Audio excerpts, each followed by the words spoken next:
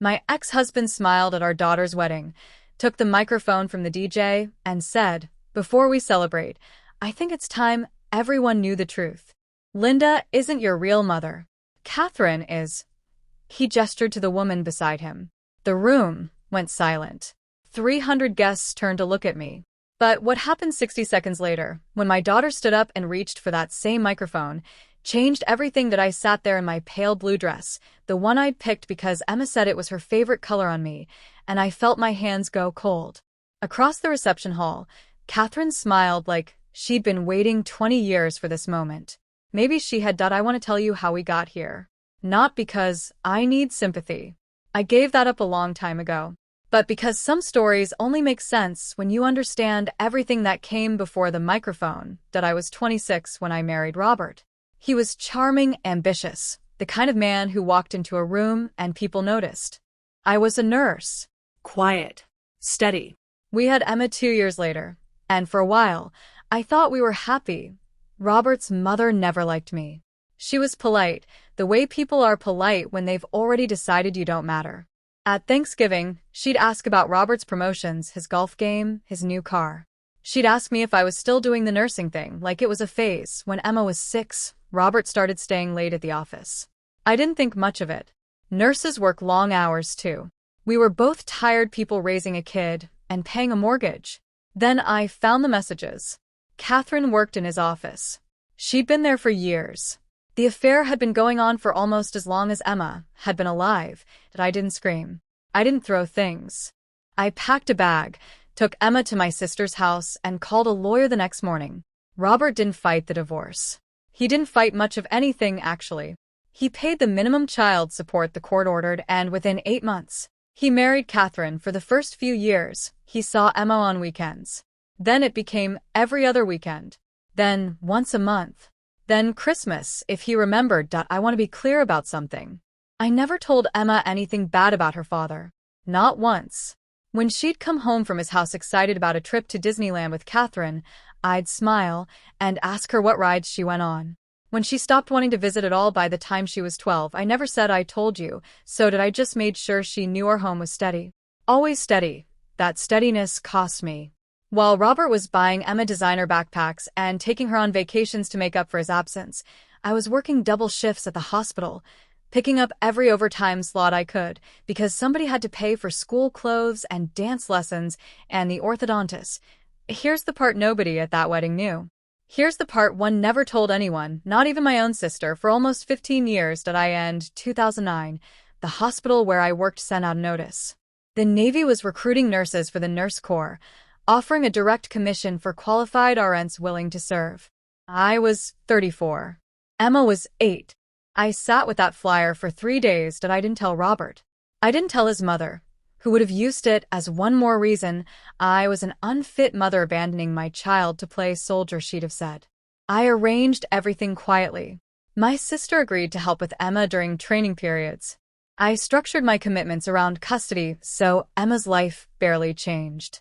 She went to the same school, slept in the same bed, had the same Tuesday night pizza with her mom. What she didn't know was that some of those work trips I took, the ones I described as nursing conferences, were officer training. Then deployments. I served 2 tours, one in a combat support hospital overseas, treating wounded soldiers in conditions I still don't talk about much. I came home between deployments and was just mom again. Soccer games. Spelling tests. Burnt grilled cheese on Sunday nights. By the time Emma was 17, I held the rank of lieutenant commander. By the time she was 22, I'd been promoted to commander, overseeing trauma care training programs for an entire naval medical command. None of it ever came up at family dinners, because there were no family dinners with Robert's side. And on my side, I just didn't talk about it. It felt strange to brag about rank and deployments when Emma's biggest worry that week was a chemistry exam. Robert, meanwhile, built a different kind of story. He told people, told Emma, told his new friends, told Catherine's family that he was a self-made man who'd had to work twice as hard after his difficult first marriage. Catherine became, in his retelling, the stabilizing force of his life, the good wife, the real partner, and slowly, painfully, I watched my daughter start to absorb that story. Too. It happened in small ways at first. When Emma was 16, she came home from a weekend with her dad and mentioned, almost casually, that Catherine had helped her pick out a dress for a school dance. "She has really good taste," Emma said. I told her that was nice. I meant it. I wanted Emma to have good things in her life, even if I wasn't the one providing them that particular weekend. But then it became more than dresses. When Emma got into college, Robert and Catherine threw her a party. I wasn't invited. Emma told me about it afterward a little sheepishly and said, "Dad just feels weird when you're both in the same room, Mom." "You understand, right?" I said I understood. I always said I understood. At Emma's college graduation, I sat 4 rows behind Robert and Catherine. When Emma walked across the stage, Catherine stood up first, clapping, crying, holding up her phone to record. I stood up a second later. Emma found us both afterward. She hugged Catherine first, held the embrace longer. I told myself it didn't mean anything. Proximity. Habit. Nothing more. Then came the wedding planning. Emma got engaged 2 years ago to a wonderful man named Tyler, an Army veteran who'd done 2 tours himself, though he'd left active duty and was finishing his degree on the GI Bill. I liked Tyler immediately. He was respectful, steady, the kind of young man who looked you in the eye. When wedding planning started, Emma asked me to help with some of the budget. Of course, I said yes. I'd been saving for this since she was small. I paid for the venue deposit, half the catering, and Emma's dress. Catherine paid for the flowers and the photographer, the rehearsal dinner. Robert stood up and gave a toast about the village it takes to raise a daughter into a woman and thanked, by name, Catherine, who's been there for every important moment of Emma's life since she was small. He did not mention me. Emma looked over at me with an expression I couldn't quite read, somewhere between apologetic and uncomfortable, but she didn't say anything. Neither did I. I'd learned a long time ago that making a scene only ever made things worse for Emma, and Emma was the only person in any of this that I cared about protecting. That night, lying in my hotel room, I thought about something my commanding officer told me once, years ago, after a particularly brutal week in the field hospital. He said, "Commander, you don't have to win every battle. You have to still be standing for the ones that matter." That I told myself the wedding day was the one that mattered. Get through it. Watch my daughter get married. Be gracious. Go home. I didn't know that Robert had been planning something different. The wedding day itself was beautiful. Emma looked radiant. The ceremony was outdoors, string lights, the whole thing. I cried, of course. So did Robert. So did Catherine, predictably, loudly, dabbing at her eyes with a tissue someone handed her like she was the one who'd raised this woman. At the reception, I sat at a table near the back with my sister. I wasn't seated at the head table. I told myself it didn't matter. Nothing was going to ruin this day. Dinner ended. The DJ announced it was time for toasts. Robert stood up first, which was normal. Father of the bride. He thanked the guests, made a joke about Tyler's questionable taste in football teams, and the room laughed warmly. Then his tone changed. He said he wanted to share something he'd kept quiet for a long time, out of respect, but that on a day about family and truth, he felt it was finally time. He looked directly at Emma. Then he looked at me. And he said the words that opened the story. "Linda isn't your real mother. Catherine is. Biologically, legally, in every way that's ever mattered. Catherine has been your mother since you were 6 years old. I think it's time the people who love you knew the truth about who actually raised you. I want you to understand none of that was even true in any technical sense. I am Emma's biological mother. I raised her." But Robert had constructed this narrative for so long, in his own head and in front of so many people, that he seemed to genuinely believe his own revision of history. Or maybe he just wanted it to be true badly enough to say it out loud, in front of everyone, on the one day he knew I couldn't walk away without humiliating our daughter further. The room went dead silent. 300 people. Forks stopped midair. Somewhere near the back, I heard a glass set down too hard on a table. I felt every eye in that room land on me. My sister grabbed my hand under the table.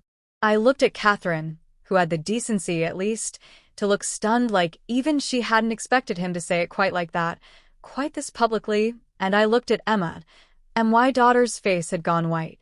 She was still holding Tyler's hand, but her grip had tightened so hard I could see her knuckles. For a moment, nobody moved, then Emma stood up. She walked toward the small stage where Robert stood, still holding the microphone like he expected applause. She didn't look angry, not in the way I expected. She looked clear. Calm. Like something had just settled into focus for her. She reached out and took the microphone from her father's hand. "Dad," she said, and her voice was steady, "I need you to sit down for a second." Robert blinked. He hadn't expected this. He'd expected what tears gratitude and emotional embrace with Catherine in front of everyone, the fairy tale ending he'd scripted in his head. Emma turned to face the room. 300 faces stared back at her. She took a breath. "Why Dad just said something that isn't true," she said, "and I think before anyone says anything else tonight I need to say a few things. Some of you have known me my whole life. Some of you just met me today. But I think it's time some of you actually got to know my mom." She looked at me. And for the first time in years, I saw something in my daughter's eyes that I hadn't seen since she was small, before the slow drift before Catherine's dresses and unspoken apologies. I saw her seeing me. "When I was 8, Emma said, my mom started disappearing for a few weeks at a time. She told me she was going to nursing conferences. I believed her because I was 8, and because that's what she told me, and because she always made sure nothing in my life changed. Same house, same school, same bedtime stories when she got back, even if she looked exhausted in a way I didn't understand." The room was utterly silent. Even the DJ had muted the speakers. 3 years ago, Emma continued, "I was helping my mom clean out a closet at her house, and I found a box. Medals, commendations, a folded flag. Photos of her in uniform, in places I didn't recognize, standing next to wounded soldiers. I asked her about it, and she kind of brushed it off, said it was a long time ago, and not a big deal." Emma's voice cracked slightly, but she kept going. "It took me weeks to actually look into it because my mom is the most private person I know, and I felt like I was snooping. But I found her name. Commander Linda Reyes, United States Navy Nurse Corps. 2 combat deployments. She ran trauma training programs that are still used to train medics today. There's a unit at a hospital overseas named partly because of a protocol. She helped develop a protocol that has saved hundreds of soldiers' lives. Soldiers like the men my own husband served with." She turned to Tyler, who was staring at me now with an expression I'll never forget. "Tyler, Emma said you told me once that during your second deployment, a medic used something called the Reyes Protocol on your squad leader after an IED hit. You said it's the reason he survived long enough to get to surgery. You didn't know none of us knew that the Reyes in that protocol is my mother. The same woman who packed my lunches every single day of elementary school and never once told anyone because she didn't think it was important enough to mention." I heard someone gasp near the front. "I think it was Catherine." Tyler stood up slowly, his face pale.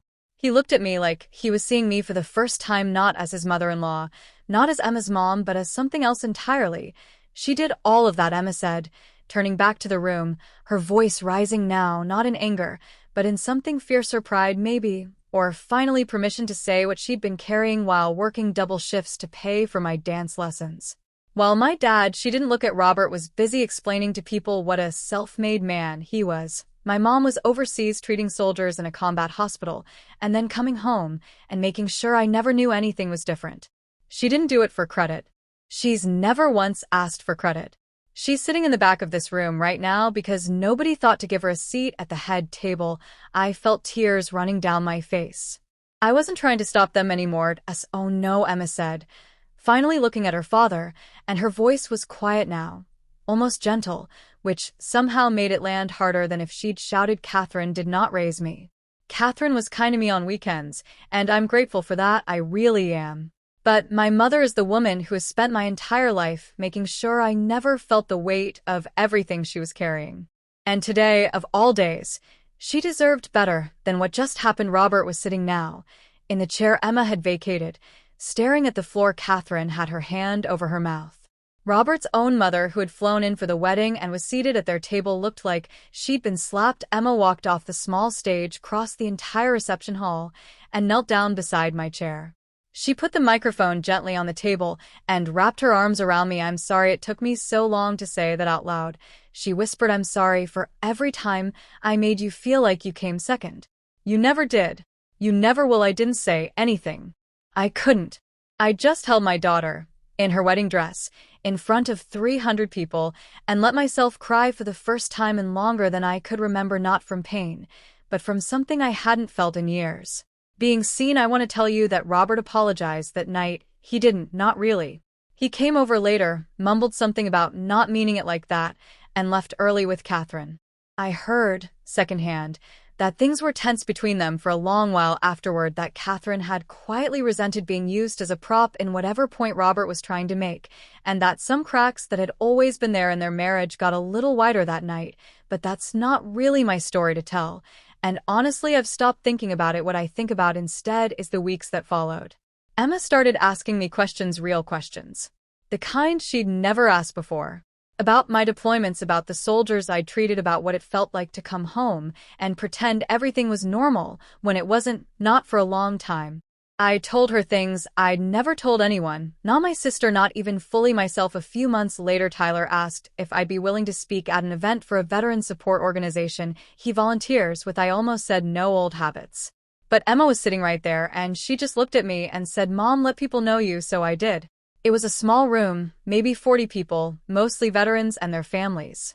I talked about the work, about the protocol, about the quiet kind of service nobody puts on a magnet for your car. Afterward, a woman came up to me, maybe 60 years old, and said her son had been treated using that protocol in 2011. She just wanted to say, "Thank you." I didn't know what to say back, so I just held her hand for a moment, and that was enough. I think about what I'd tell my younger self, the one sitting in her car in a hospital parking lot in 2009, holding that Navy recruitment flyer, terrified of what people would think if she tried to be more than what they expected of her. I'd tell her, do it anyway. Not for the recognition. The recognition might never come, and for 15 years, it didn't, and that was fine, because the work mattered regardless of who was watching. But also, if it does come, if one day your daughter takes a microphone out of someone's hand and tells a room full of strangers who you really are, let yourself feel it. Don't shrink from it. You earned every word of it, in rooms nobody else ever saw. Some people spend their whole lives waiting to be seen. I learned that your worth doesn't start the moment someone finally notices it. It was there all along, in every quiet, unglamorous day nobody clapped for. But when the seeing finally comes, let it in. You've more than earned that too.